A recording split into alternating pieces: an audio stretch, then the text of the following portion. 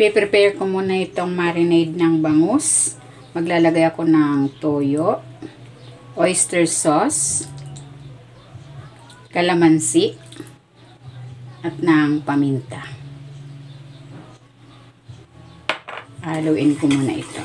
Kung hindi ka pa nakapag-subscribe sa aking channel, please subscribe at i-click mo na rin ang notification bell para lagi kang updated sa aking latest recipes. Ayan, okay na ito. Ayan, meron ako dito ang isang pirasong boneless bangus. Ibabrush ko na dito yung prepare kong marinade.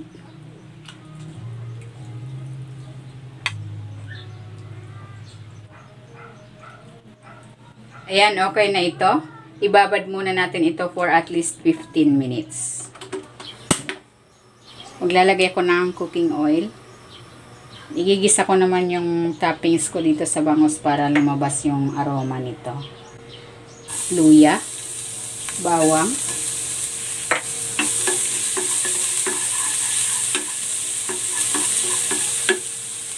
ilalagay ko na rin tong sibuyas.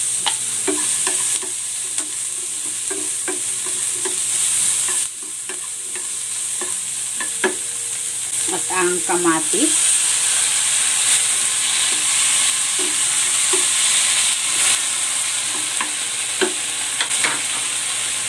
I-season ko ito with salt and pepper.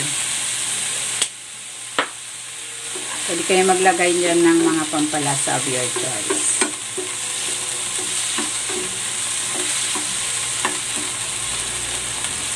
Ilalagay din ako ng spring onion.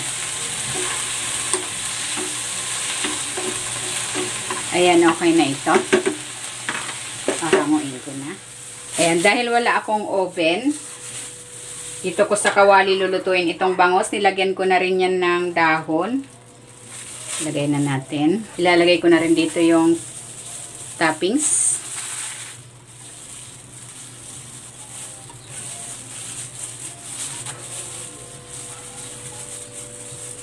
Tatakpan ko ito. Lulutuin natin yan for 20 minutes. Mababa lang yung apoy. Ayan, ito na yung bangus. Luto na. Maglalagay ako dito ng keso.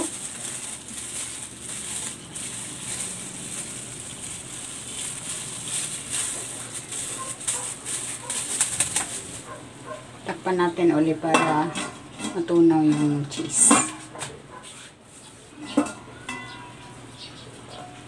And maglalagay na ako dito ng fried garlic.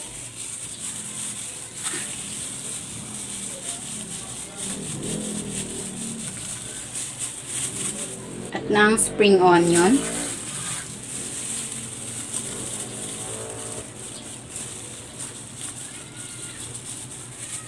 Ayan, luto na itong ating cheesy garlic bangus. Hahanguin ko na ito.